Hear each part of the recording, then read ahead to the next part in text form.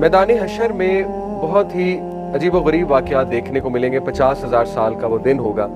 अल्लाह रब्बुल आलमीन अपने जलाल के साथ लाइक अ किंग अपनी मैजेस्टी के साथ तशरीफ़ लाएंगे और अल्लाह सुब्हानहू व तआला अर्श पर मुस्तवी होंगे जैसे उनकी शान को लायक है। अल्लाह सुब्हानहू व तआला का अर्श जो है वो 8 फरिश्तों ने उठाया होगा। ये सूरह हाक़ा में आता है। और वो क्या मंजर होगा कि अल्लाह सुब्हानहू व तआला आ रहे हैं लोगों का हिसाब लेने और अल्लाह की कोर्ट में लोगों को जो है वो प्रेजेंट किया जाएगा।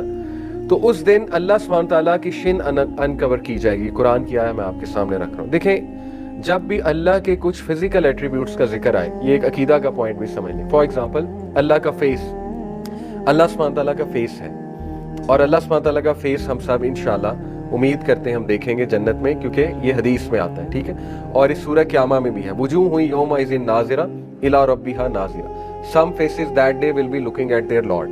तो सहाबा ने कहा था, या रसूलल्लाह क्या हम अल्लाह का चेहरा देखेंगे?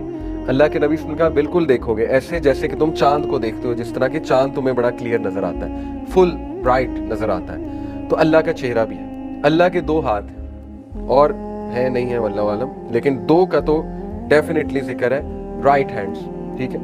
अब वो कैसे हैं हमें नहीं पता। ये इस तरह के नहीं है कि 5 उंगलियां, स्किन, गोश्त, उसके बाद स्केलेटन, वल्लाहु आलम।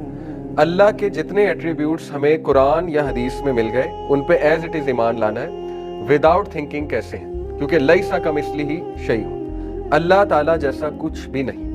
अल्लाह ताला को आप लोग इमेजिन भी नहीं कर सकते, क्योंकि हमारा माइंड उसकी कुछ लिमिटेशंस है, हम ग्रास्प भी नहीं कर सकते कि अल्लाह सुब्हानहू व तआला की फिजिकल बीइंग कैसी है। तो इसमें मुतशाबिहात में से है ये, चूंकि तो मुतशाबिहात में बेस्ट अप्रोच यही है कि ईमान लाओ, क्योंकि गैब है। तो इसी तरह अल्लाह की शिन का जो जिक्र है, ठीक है, जहाँ ये शिन आ रहा है, अल्लाह के मुस्कुराने का जिक्र है। अब जाहिर है अल्लाह के फेस को आप नहीं इमेजिन कर सकते, क्या वो ह्यूमन बीइंग जैसा फेस है? नो, वल्लाहु आलम। इंशाल्लाह ये तो दुआ करें और करनी चाहिए कि अल्लाह हमें दीदार करवाए। तो ये जो शिन है ये भी मुतशाबिहात में से, ये वल्लाहु आलम क्या चीज़ है। लेकिन अल्लाह सुब्हानहू व तआला की शिन अनकवर की जाएगी। ये सूरह कलम में, यौमा यक्शफु अन साक़िन, the day the shin will be uncovered, अल्लाह सुब्हानहू व तआला की इला सुजूद, और उन्हें इनविटेशन दी जाएगी तमाम इंसानियत को कि सजदा करो।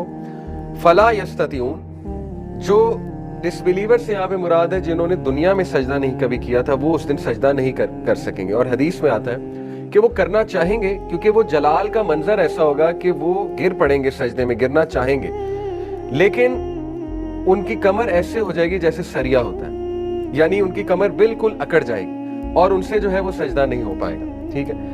तो ये एक बड़ी डेंजरस बात है। अल्लाह ताला ने पहले वो सीन बता दिया। और ये वो लोग होंगे अनफॉर्चुनेटली जिनको सजदे की दावत दुनिया में दी जाती थी, लेकिन वो सजदा नहीं करते थे। तो देखिए, जब भी ऐसी आयत आए, ऑल्दो ये आयत डिसबिलीवर्स के बारे में है जिन्होंने बिल्कुल भी ईमान नहीं, दावत के बावजूद वो ईमान नहीं लाए, जैसे अबू जहल और बाकी दीगर जो कुरैश के चीफ्स हैं। यस, सबसे पहले तो वो शामिल है, क्योंकि सबसे तो बड़े डिसबिलीवर्स वो हैं, क्योंकि नबी सल्लल्लाहु अलैहि वसल्लम was right in front of them, Quran उनके सामने नाजिल हो रहा था, फिर भी इनकार किया। ना सिर्फ इनकार किया, नुकसान भी पहुंचाया नबी सल्लल्लाहु अलैहि वसल्लम को और प्रोपेगेंडा भी किया। तो सबसे बड़े मुजरिम तो वो हैं।